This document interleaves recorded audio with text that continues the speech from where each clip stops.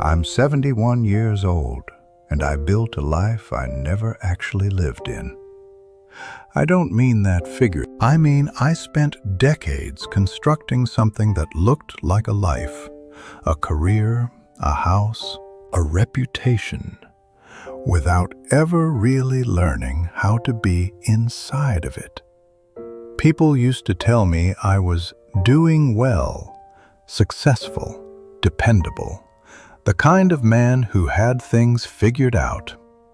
But the truth is, I was just busy. Busy enough that no one could see I didn't know how to stop moving. Busy enough that I didn't have to ask myself whether I was happy. Busy enough that I mistook pace for purpose. At 71, I finally have time to sit down, and I don't know what to do with the quiet. These days, I wake up earlier than I need to, not out of discipline like when I was younger, just habit. My body thinks it still has somewhere to be. So I make coffee, I sit at the table, and I look around at a house that holds more echoes than conversations. This place, this house, it's full of things I worked hard for. Furniture chosen carefully, expensive appliances, framed degrees that impressed people at dinner parties. But none of it feels like me. It's like visiting a museum dedicated to a man I pretended to be. There's not much proof that I ever actually lived here. No worn spots on the couch where someone curled against me night after night. No dents in the kitchen table from family arguments or craft projects with kids.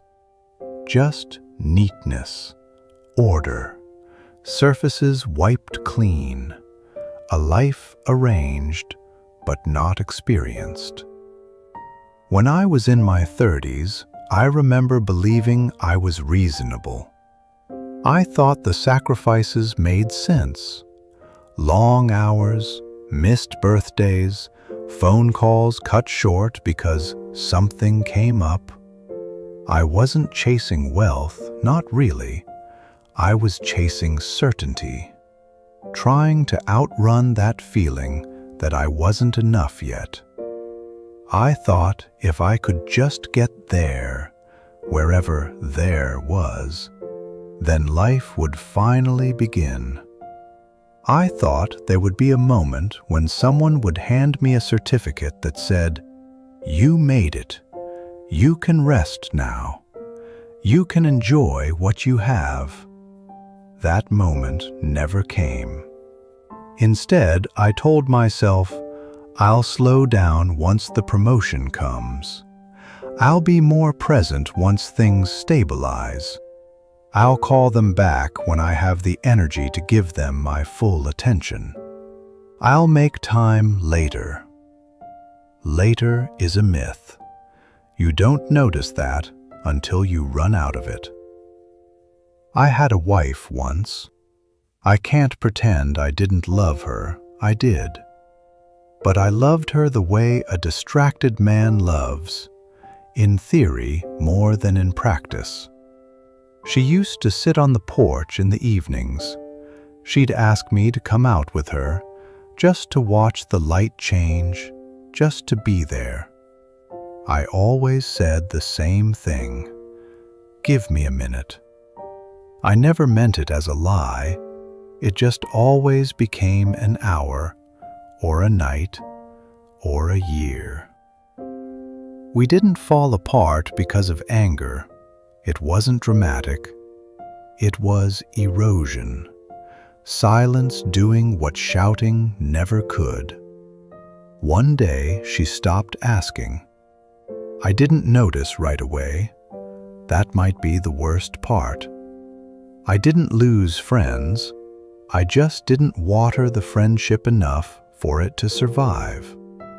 They asked me to come to barbecues, fishing trips, kids' birthday parties. I always said I'd try, I rarely did. Eventually, the invitations stopped. I told myself they got busy. Now I understand. They didn't stop caring. They just stopped waiting. People get tired of standing at a closed door. Every once in a while, I go through old drawers, little archaeological digs of who I used to be. Photos of me smiling with people I no longer speak to. Journals from when I thought tomorrow would always come.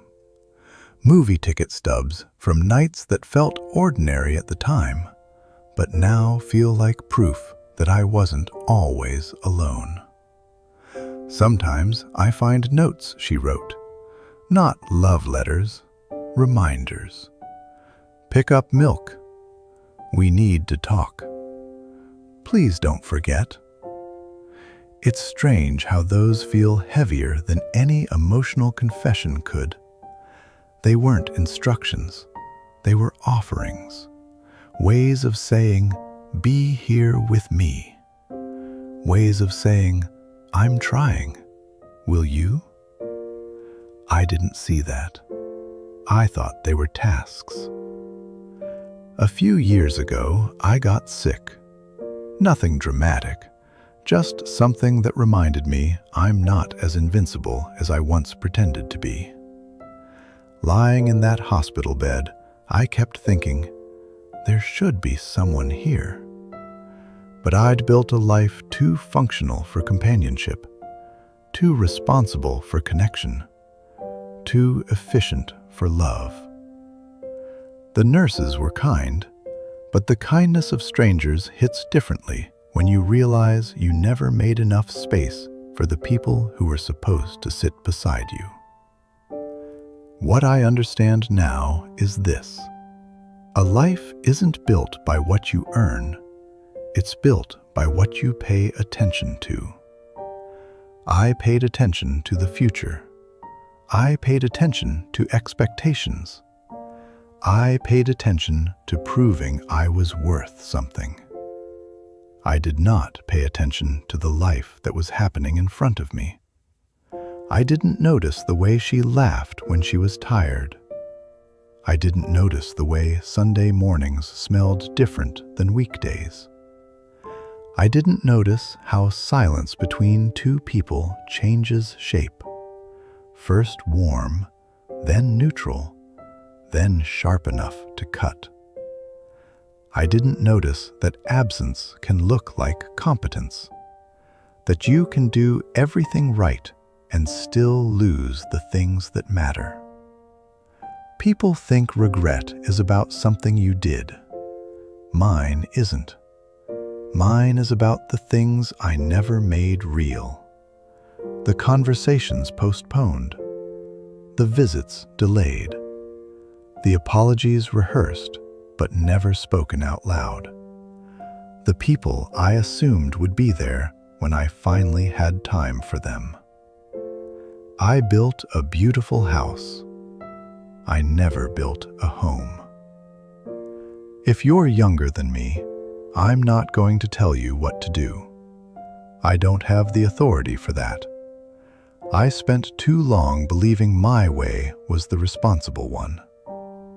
All I'll say is this. If your life is always preparing for later, later will arrive empty.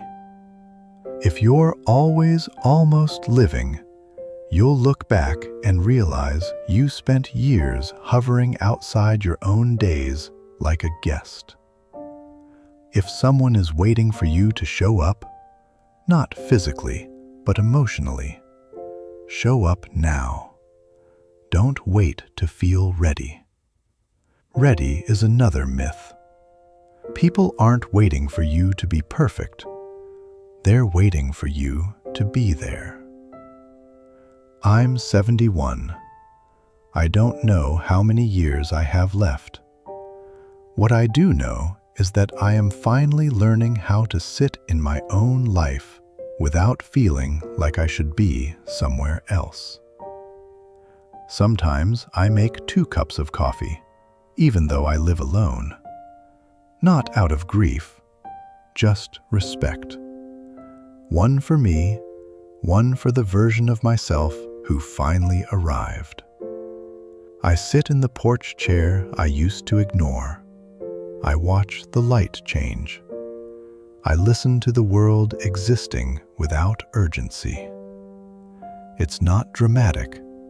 It's not cinematic. It's just real. This is the first time my life feels lived in, even if I didn't get here until 71. If anything I've said found a place in you, I'm glad. If it didn't, that's all right. Life teaches when it teaches. I'll go now. The coffee's getting cold, and I don't want to miss what's left.